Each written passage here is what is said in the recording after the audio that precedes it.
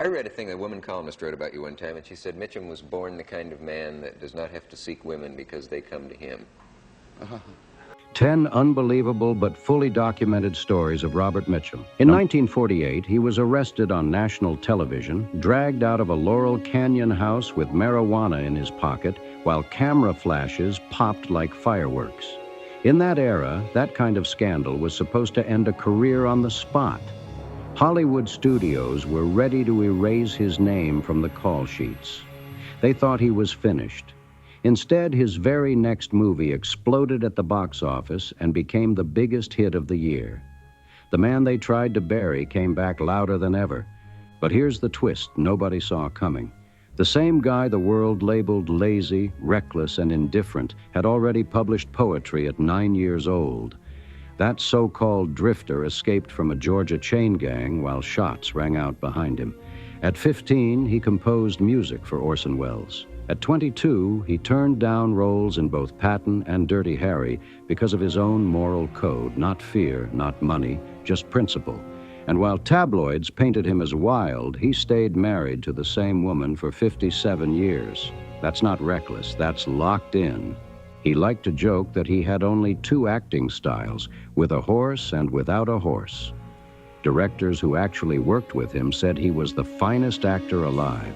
And Mitchum, cool as ever, once said, "When I drop dead and they rush to the drawer, there's going to be nothing in it but a note saying later." That was his vibe. Calm, dry, untouchable. These are 10 documented moments from Robert Mitchum's life that prove the legend was real. Number 1. Tragedy hit before he could even understand it. On February 20th, 1919, his father, James Thomas Mitchum, was working as a railroad switchman at the Charleston Navy Yard in South Carolina. While coupling 2 boxcars, he slipped and was crushed between them. He died an hour later at the Navy Yard Hospital. The Charleston Evening Post reported it the same day. Robert was just 18 months old, and his mother, Anne Harriet Gunderson, was pregnant with their 3rd child. In one brutal morning, the family's world flipped upside down. Anne fought to survive. She found work as a linotype operator at the Bridgeport Post in Connecticut and moved her children between relatives in Connecticut, Delaware, and New York just to keep them fed and safe. In 1927, she remarried a British journalist, Hugh Cunningham Morris. But growing up without his biological father left a mark that never faded. Young Robert became what school principals feared most: sharp-minded, quick-tempered, and impossible to control. He was expelled from a school in Delaware after fighting a principal. Later, at Horan High School in Manhattan's Hell's Kitchen, he was kicked out again for open defiance. Here's the harsh irony. His father died between boxcars. Years later, Robert would ride those same freight trains across America during the Great Depression. The same steel tracks that took his father became his teenage escape route. Life has a twisted sense of symmetry. Number 2. The story says Mitchum ran away from home. That's the myth. The documented truth, detailed in Lee Server's biography, Robert Mitchum, "Baby, I don't care," cuts deeper. His mother packed his suitcase herself. She even made him a sandwich for the trip. He was 14 years old in 1931, and the country was drowning in the Great Depression. School had nothing left to offer him, and survival felt more urgent than homework. Were that true? That's not true. They come to me with their troubles. What followed were hard, wandering years across America. He rode flatbed freight cars and refrigerated trains from town to town. Older drifters showed him how to get by, how to find food, how to avoid railroad police, how to stay one step ahead. He dug ditches, picked fruit, washed dishes, and worked in a Pennsylvania coal mine until the tight tunnels nearly crushed him with claustrophobia. He also boxed in 27 professional fights, earning money the hard way. Those matches broke his nose and scarred his left eye. That heavy-lidded stare audiences later mistook for indifference, it wasn't boredom. It was the look of someone who had taken real punches and kept standing. As he told the Saturday Evening Post in 1962, "I learned about the fuzz and the inside of jails when I was too cold and hungry. I'd check in at the local police station. They'd put me in a cell overnight. That wasn't rebellion for style. That was survival during a brutal chapter of American history.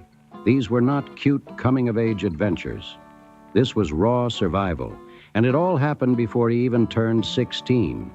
Number 3, he escaped a Georgia chain gang under gunfire. In the summer of 1933, 15-year-old Robert Mitchum jumped off a freight train in Savannah, Georgia, looking for work and a way forward. Instead, he was arrested for vagrancy, labeled a dangerous and suspicious character with no visible means of support, and beaten with a nightstick. That label stuck fast, and the punishment came quick. The sentence was 180 days on the Chatham County chain gang. The camp sat deep in a swamp near Savannah, thick with mosquitoes and disease. Prisoners worked 12-hour days, 7 days a week, and were given barely enough food to survive. Guards clamped leg irons on him so tight they cut into his skin. Within days, the wounds became infected, running from heel to knee.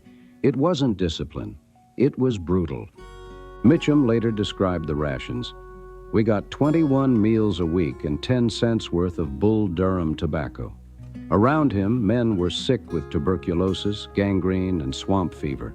Some never made it out. His chance came during a road detail when the guards removed the leg irons so the prisoners could shovel. Mitchum eased himself away, waited for a split second of distraction, and ran straight for the tree line while shots cracked behind him. He didn't look back. He hitchhiked north to Delaware, where his family had relocated, carrying infection and trauma with him. The leg infection nearly cost him his limb. He spent weeks on crutches, healing slowly. But here's the detail that still shocks people. When Mitchum returned to Savannah in 1961 to film Cape Fear, he was technically still a fugitive from that chain gang sentence. Director J. Lee Thompson noticed something simmering in him during the shoot. Mitchum carried a visible edge, a chip on his shoulder. Savannah wasn't just a filming location. It was the place that once chained him like an animal. That rage he showed on screen as Max Cady. Part of that wasn't acting at all. It was memory. Number 4, the scandal that should have crushed him. Is there... On August 31st, 1948, 2 LAPD narcotics officers raided a small cottage at 8443 Ridpath Drive in Laurel Canyon. Inside, they found Robert Mitchum, then earning $3,000 a week at RKO Pictures, smoking marijuana with 20-year-old actress Lila Leeds and 2 others. The headlines exploded overnight, but this wasn't random. Police had Mitchum under surveillance for 8 months. The house had reportedly been bugged for 5 months. The man who invited Mitchum to the cottage was later identified as an informant and was never prosecuted. Reporters were tipped off before the arrest even happened. By the time Mitchum reached the station, cameras were already flashing. He later asked, "Why were the newspapers tipped off before I even arrived?" That question still hangs in the air. At booking, when asked his occupation, Mitchum answered, "Former actor." That line traveled fast through Hollywood. He was convicted and sentenced to 60 days. He served 1 week in county jail and 43 days at the Sheriff's Honor Farm in Castaic, California. Instead of breaking down, he kept his cool. He later described the place by saying, "It's like Palm Springs, but without the riffraff." That dry humor only made him more fascinating. Audiences actually applauded the moment Mitchum stepped onto the screen after his arrest. Think about that for a second. The same scandal that was supposed to erase him turned into a strange kind of applause line. Meanwhile, Lila Leeds received the exact same sentence for the exact same charge, but her career didn't bounce back. It collapsed. She never landed another major film role, was eventually forced out of California, and passed away in 1999 in near obscurity. Same arrest, same accusation, different outcome. Studio muscle and gender decided who got a second chance and who didn't. On January 31st, 1951, Mitchum's conviction was officially overturned after investigations revealed the arrest had been a setup. The system admitted it had been wrong. But Mitchum didn't go on a victory tour. He didn't demand headlines. He kept it quiet and moved forward like nothing happened. That cool exterior, it hid a sharp memory. Number 5, the masterpiece nobody wanted. In 1955, director Charles Laughton cast Robert Mitchum in The Night of the Hunter, a dark, eerie story about a false preacher hunting 2 children to steal money their late father had hidden. Mitchum played Reverend Harry Powell, a smooth-talking predator with love and hate tattooed across his knuckles. That image alone became legendary. Today, the film ranks 25th on Sight and Sound's 2022 list of the greatest films ever made. But when it first hit theaters, it crashed hard. The budget was about $795,000. It earned roughly $300,000 in domestic rentals. Critics brushed it off. Audiences stayed home. The box office numbers were brutal. The failure crushed Charles Laughton so deeply that he never directed another film again. He had already secured the rights to Norman Mailer's The Naked and the Dead for his next project. He walked away from it. He died in 1962 without ever stepping behind the camera again. One misunderstood film ended a directing career. Now here's where Mitchum's I don't care image starts to crack. Over the years, he openly said The Night of the Hunter was his finest performance, and that Laughton was the best director he ever worked with. That doesn't sound like indifference, that sounds like pride. There's more. Because Laughton felt uncomfortable directing children, Mitchum quietly stepped in to guide his young co-stars, Billy Chapin and Sally Jane Bruce, through their scenes. He helped shape their performances throughout the shoot. The man who bragged about being lazy actually took on extra responsibility to protect the film. No press release, no credit grab, just action behind the scenes. Laughton once gave one of the most revealing descriptions of him. Bob is one of the best actors in the world. He'd make the best Macbeth of any actor living. All his tough talk is a blind, he's a literate, gracious, kind man with wonderful manners. He speaks beautifully when he wants to. That statement cuts through the myth. The rough talk, a mask. Those love and hate tattoos became one of cinema's most iconic visuals, later referenced in Spike Lee's Do the Right Thing and echoed across pop culture for decades. The film that audiences rejected in 1955 is now studied in film schools as a masterpiece. Time flipped the verdict. Number 6, The Secret Poet. This is the revelation that really shakes up Mitchum's public image. The man who told reporters he didn't care about much was writing poetry before most kids master handwriting. He began at 7. By 9, his poems were published in a local newspaper, and he was interviewed and photographed like a young prodigy. That's not laziness. That's early fire. He later reflected on that moment, saying, "This small spotlight on our material impoverishment inspired in me an introspection ever at odds with my desire for expression." That's layered, thoughtful language from someone who claimed he was just coasting through life. The writing never stopped. He created children's plays that were performed by the Players Guild of Long Beach. He wrote song lyrics for his sister Julie's nightclub acts. In 1939, at just 22 years old, he wrote and composed an oratorio that Orson Welles produced at the Hollywood Bowl as a benefit for Jewish refugees. No formal college education, barely past early high school. Yet collaborating with one of the most celebrated theatrical minds in America. That's serious talent. He also had a photographic memory inherited from his mother. He could glance at a script page and lock the dialogue into his mind almost instantly. That's why he barely rehearsed. On scripts, he would scribble NAR, meaning no action required, signaling he could deliver the meaning with a look instead of lines. While others memorized speeches, Mitchum mastered silence. And that quiet control, that was power. He wasn't just some street brawler with a sleepy stare. As a teenager living in Hell's Kitchen tenements, he was devouring Shakespeare, Wordsworth, and Joseph Conrad like they were survival guides. While other kids were dodging trouble, he was buried in books, sharpening that mind everyone swore he didn't have. Shirley MacLaine, who knew him well, told Variety, he was not the strutting he-man everyone thought he was. The intellectual and had a fantastic mind, and that's what attracted me. That's a direct hit to the myth. Frank Sinatra went even further, saying Mitchum knew more about music from Bach to Brubeck than anyone he'd ever met. And Mitchum's reply, pure dry ice. That just shows how much Sinatra knows about music. Sharp, playful, and not impressed. This is the same man who liked to shrug and say acting was just making faces and saying someone else's lines.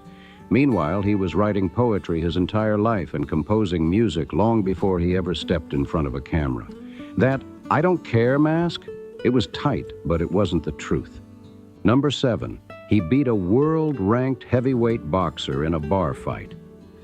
On November 7th, 1951, during the filming of 1 Minute to Zero in Colorado Springs, Mitchum was at the Red Fox Lounge inside the Alamo Hotel. A soldier, Private Bernard Reynolds, started causing trouble with a lieutenant colonel. Mitchum stepped in and grabbed Reynolds by the collar to stop it. Reynolds swung. Mitchum ducked, smashed Reynolds' head against a table, and kicked him in the face. Fast and brutal. The story exploded nationwide because Bernard Reynolds wasn't just any soldier. He was a ranked heavyweight boxer with 19 knockouts, sitting 10th in the world. That detail turned a bar scuffle into legend overnight. Mitchum's private version, recorded in Lee Server's biography, didn't sugarcoat anything. It wasn't the Marquis of Queensberry rules. When you mess with an ape, be ready to go the whole route. That's raw. His public statement was calmer. An actor is always a target for the belligerent type who thinks movie he-men are softies. I never start a fight, but I can always finish one. 2 tones, same message. This wasn't studio hype. He had 27 professional boxing matches behind him. He survived chain gangs, hobo camps, and daily street fights in Hell's Kitchen. At 6'1" and 185 pounds, he wasn't posing. He was conditioned by real life. In 1955, while filming Blood Alley in Tobago, he reportedly knocked out 3 U.S. sailors in a bar. There was also an allegation that he threw a crew member into San Francisco Bay. He denied that claim, but the incident got him fired and replaced by John Wayne. The reputation stuck either way. The Sweet Science, a respected boxing publication, summed it up clean. Bob Mitchum never really had to act the tough guy. He was the real deal. That wasn't marketing. That was earned. Number 8, he turned down Patton and Dirty Harry on moral principle. That shocks people who assume he grabbed any paycheck thrown at him. He refused 2 of the most iconic roles in American film history, and his reasoning says everything about the man behind the smirk. He said, "Not that I'm a complete whore. Understand there are movies I won't do for any amount. I turned down Patton and I turned down Dirty Harry, movies that piss on the world. If I've got $5 in my pocket, I don't need to make money that way." That's not indifference. That's a line in the sand. For Patton, he specifically recommended George C. Scott, arguing the role needed a fiery passion that he felt he wouldn't bring. Scott took the part and won the Academy Award. For Dirty Harry, Mitchum objected to the vigilante tone of the story. Clint Eastwood accepted the role and launched a franchise. Mitchum also turned down The Defiant Ones in 1958. Not because he feared controversy, but because as someone who had actually served on a chain gang, he found parts of the premise unrealistic. He knew that world too well to fake it. While filming Heaven Knows, Mr. Allison in Trinidad and Tobago, Mitchum caught a serious love for calypso music. This wasn't some quick celebrity phase. He spent his off hours in local bars and out on the streets, listening to live performances and connecting with artists like Lord Melody and Mighty Sparrow. He wasn't hiding in a hotel suite. He was outside, soaking it all in. By March 1957, he pitched an idea to Capitol Records and recorded Calypso, Is Like So, a 14-track album packed with Caribbean songs. It didn't blow up the charts at the time. Sales were soft. But years later, critics looked back and called it one of the more authentic Calypso records released by a Hollywood actor, even comparing it favorably to bigger commercial projects of the era. He wasn't chasing trends. He was chasing rhythm, and the music didn't stop there. He co-wrote The Ballad of Thunder Road, and the song stayed on Billboard's Hot 100 for 21 weeks. That's not a fluke. In 1967, his Nashville album produced the country single Little Old Wine Drinker Me, which climbed to number 9 on the Billboard country chart. Dean Martin later covered it, giving it even more shine. Mitchum was even nominated for an Academy of Country Music Award for Most Promising Male Vocalist in 1968. He was 50 years old at the time. Most careers slow down at that age. His just shifted lanes. Then there's Thunder Road. Mitchum didn't just star in it. He co-wrote it, helped produce it, and built it into a gritty, moonshine-running drama that hit drive-in theaters like a storm. Released in 1958, it became a regional sensation, especially across the South, playing for years. It even inspired elements that later showed up in the Dukes of Hazzard. Bruce Springsteen famously named his song Thunder Road after seeing the film's poster. Let that sink in. A Calypso album, a Billboard country hit, a movie that sparked a Springsteen classic, all from a man who claimed he had no talent worth talking about. Number 10, 57 years, a note saying later, and ashes scattered at sea. Robert Mitchum met Dorothy Clements Spence in the fall of 1933 while recovering in Delaware from the injuries he suffered after escaping the chain gang. He was 16, walking on crutches. She was 14. They were teenagers meeting in a small-town world that felt far from Hollywood. Dorothy later said, "He never thought of paying a compliment like the other boys, yet every other boy I knew was so dull by comparison." That says everything about his quiet intensity. His own reply was classic Mitchum boldness. "Stick with me, kid, and you'll be farting through silk." Crude humor, big promise, and total confidence.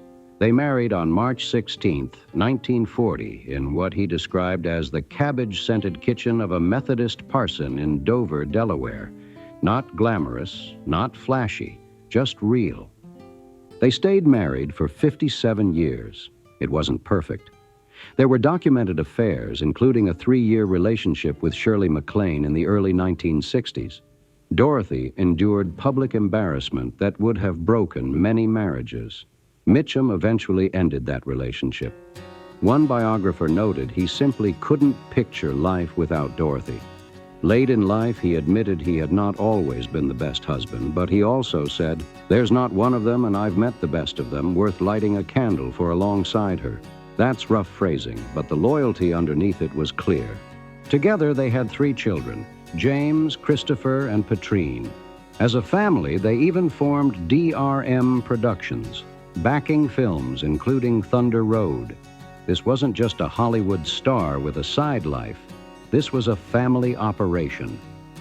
Robert Mitchum passed away at 5 a.m. on July 1st, 1997, at his home in Santa Barbara. The cause was lung cancer and emphysema. He was 79 years old. Dorothy was at his side. His son, Chris, said simply, "He had a good ride." That line fits him perfectly. At his request, there was no memorial service, no big Hollywood goodbye. His body was cremated, and on July 6, 1997, Dorothy and longtime friend Jane Russell scattered his ashes at sea off Santa Barbara. A small marker was placed at Oddfellows Cemetery in Camden, Delaware, near the place where he first met Dorothy decades earlier. That circle feels intentional. Dorothy passed away on April 12, 2014 at 94. Her ashes were scattered at sea in the same waters. The family said they hoped the two would find each other again. After everything, that's a powerful image. 10 moments. A father crushed between 2 boxcars. a mother who packed her teenage son's suitcase and sent him out into the Great Depression, a chain gang escape under gunfire at 15, a drug arrest that should have erased his career, a masterpiece the world rejected, a published poet hiding behind a stone face, a bar fight with a world-ranked heavyweight, turning down two of the biggest roles in film history on pure principle, a calypso album, a country hit, and 57 years with the girl he met while walking on crutches. That's not a Hollywood script. That's a real life. Robert Mitchum spent decades building a disguise. He buried his intelligence under lazy shrugs. He masked his sensitivity with that sleepy stare. He hid poetry behind punchlines. He wrapped strong moral lines inside casual jokes. The tough guy image wasn't random, it was armor. Director Howard Hawks once confronted him on set and said, "You pretend not to care, but you really work very hard."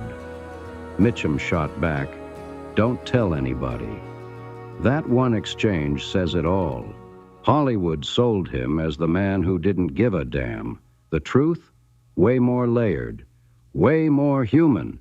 If you grew up watching Cape Fear, The Night of the Hunter, or Out of the Past, you knew the face. Now you know the story behind it. The bruises, the books, the music, the loyalty, the mask. So tell me, which moment hit you the hardest? The poetry at 9? The chain gang escape? The 57-year marriage? Drop your thoughts in the comments. Like the video if this story surprised you. Subscribe for more deep dives into legends who lived wild, complicated lives, and I'll see you in the next video.